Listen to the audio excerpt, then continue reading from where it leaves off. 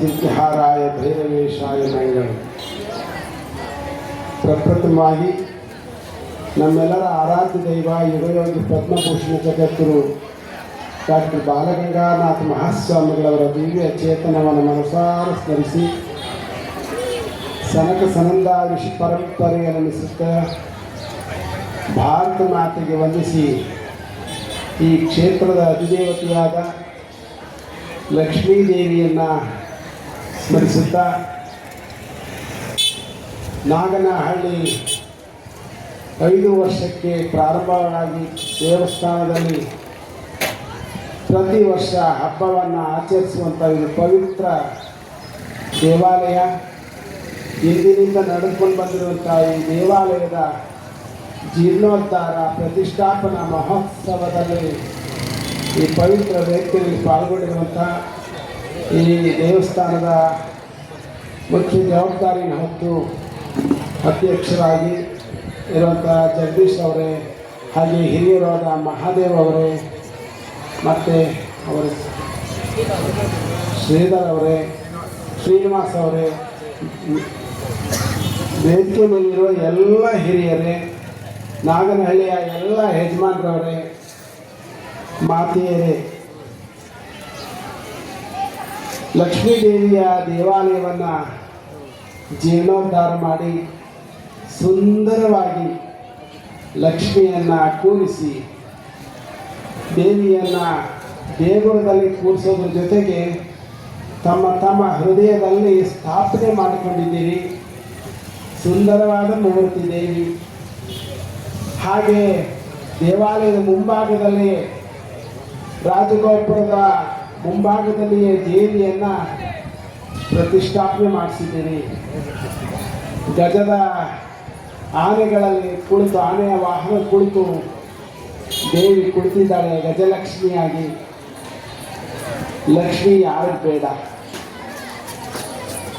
ಎಲ್ರಿಗೂ ಬೇಕು ಲಕ್ಷ್ಮಿ. ಲಕ್ಷ್ಮಿ ಇದ್ದರೆ ಹೋದರೆ ವ್ಯವಹಾರವೇ ನಡೆಯೋದಿಲ್ಲ. ಅಷ್ಟೇ ಅಲ್ಲ, ಲಕ್ಷ್ಮಿ ಇಲ್ಲದೆ ಹೋದರೆ ವೈಕುಂಠವೂ ಕೂಡ ಬರಿದಾಗ್ಬಿಡುತ್ತದೆ. ಲಕ್ಷ್ಮಿ ವೆಂಕಟೇಶ್ವರನ ಮುನಿಸ್ಕೊಂಡು ಬಂದಾಗ ವೆಂಕಟೇಶ್ವರ ಸಾಕ್ಷಾತ್ ವೆಂಕಟೇಶ್ವರನ ಲಕ್ಷ್ಮಿಯನ್ನು ಹುಡಿಕೊಂಡು ಬಂದು ಬಿಡ್ತಾನೆ. ಅದೆಲ್ಲ ನಿಮಗೆ ಕತೆ ಗೊತ್ತಿದೆ. ಹಾಗಾಗಿ ನಮ್ಮ ಊರಿಗೆ ಲಕ್ಷ್ಮಿ ಬಂದು ಕುಳಿತಿದ್ದಾಳೆ. ಅದು ಹೇಗಪ್ಪ ಅಂತ ಅಂದರೆ, ನಮ್ಮ ಕುವೆಂಪು ಅವರು ವಿಶ್ವಮಾನವ ತತ್ವವನ್ನು ಬೋಧಿಸಿದವರು ಸರ್ವ ಜನಾಂಗದ ಶಾಂತಿಯ ತೋಟ ಅಂತ ಹೇಳಿ ಈ ಕರ್ನಾಟಕವನ್ನು ಅವರು ಘೋಷಣೆ ಮಾಡ್ತಾರೆ. ಹಾಗೆ ನಮ್ಮ ಲಕ್ಷ್ಮೀದೇವಿಯ ದೇವಸ್ಥಾನಕ್ಕೆ ಎಲ್ಲರೂ ಕೂಡ ನಡ್ಕೊಳ್ಳುವಂಥದ್ದೆಲ್ಲ, ಎಲ್ಲ ಮತಭೇದ ಇಲ್ಲದೇನೆ, ಎಲ್ಲರ ಮೇಲು ಕೀಳು ಇಲ್ಲದೇನೆ, ಜಾತಿ ಭಾವಗಳಿಲ್ಲದೇನೆ ನಡ್ಕೊಳ್ಳುವಂಥ ಭಾವನೆ ಇದೆಯಲ್ಲ, ಅದು ತಾಯಿ ತನ್ನ ಮಕ್ಕಳನ್ನು ಹೇಗೆ ಸಂರಕ್ಷಣೆ ಮಾಡ್ತಾಳೆ ಅನ್ನೋದನ್ನು ತೋರಿಸುತ್ತೆ. ಅಂತಹ ಲಕ್ಷ್ಮಿಯ ದೇವಿ ಹಬ್ಬವನ್ನು ಈಗ ತಾನೇ ನಮಗೆ ಮಹಾದೇವ್ ಅವರು ಮತ್ತು ಜಗದೀಶ್ ಅವರು ತಿಳಿಸ್ಕೊಟ್ಟಾಗೆ ಪುರಾತನ ದೇವಾಲಯ. ಈ ದೇವಾಲಯದಲ್ಲಿ 5 ವರ್ಷಕ್ಕೆ ಒಮ್ಮೆ ನಡೆಯುವಂಥ ಪವಿತ್ರ ಪೂಜಾ ಕಾರ್ಯಕ್ರಮ. ಹಾಗೆ ಆ ಕಾರ್ಯಕ್ರಮ ನಡೆಯುವಾಗ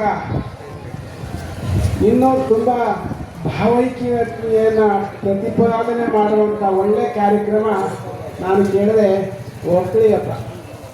ಆ ಓಕಳಿ ಹಬ್ಬ ನೋಡಬೇಕು, ಭಾಳ ಚೆನ್ನಾಗಿರ್ತದೆ.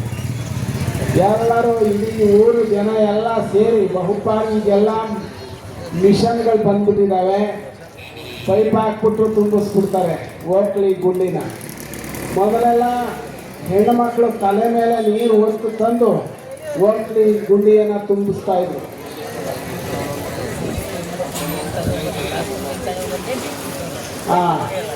ಈಗಲೂ ಕೂಡ ಹಾಗೆ ಮಾಡ್ತಾರೆ ಅಂತ ಸಂತೋಷ. ಅದು ಪ್ರತೀತಿ ಇರಬೇಕು, ಅದೇ ಶ್ರದ್ಧೆ.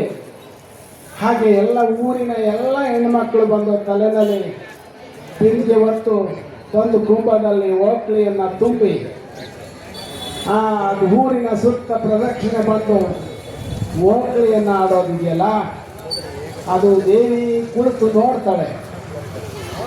ಯಾವಾಗ ಎಲ್ಲರೂ ಕುಳಿತು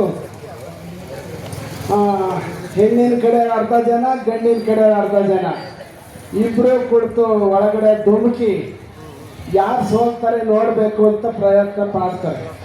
ನೀರನ್ನು ಎರಚಾಡೋದ್ರಲ್ಲಿ ಅದೊಂದು ಹಬ್ಬ. ಆ ಮನಸ್ಸಿನಲ್ಲಿ ಭಾವನೆಯನ್ನು ತುಂಬಿಕೊಳ್ಳೋದಿದೆಯಲ್ಲ, ಅದು ಇನ್ನೆಲ್ಲ ಸಿಗೋದಿಲ್ಲ. ಅದನ್ನು ಸ್ವರ್ಗ ಅಂತ ಕರೀತಾರೆ. 3 ದಿವಸಗಳ ಕಾಲ ನಿರಂತರವಾಗಿ ದೇವಿಯ ಹಬ್ಬ, ದೇವಿಯ ಪ್ರಾರ್ಥನೆ ನಡೆದು ಕೊನೆ ದಿವಸ ದೇವಿಯ ಬಂಟರಿರ್ತಾರೆ. ಆ ಬಂಟರಿಗೆ ಅವರಿಗೆ ಬಲಿ ಕೊಡುವಂಥ ಪದ್ಧತಿ, ಅವರಿಗೆ ಹವಿಸನ್ನು ಕೊಡುವಂಥ ಪದ್ಧತಿ, ಅದು ಕೊನೆಯ ದಿವಸ ನಡೀತದೆ ಅಂತ ಕೇಳಿದ್ದೇನೆ.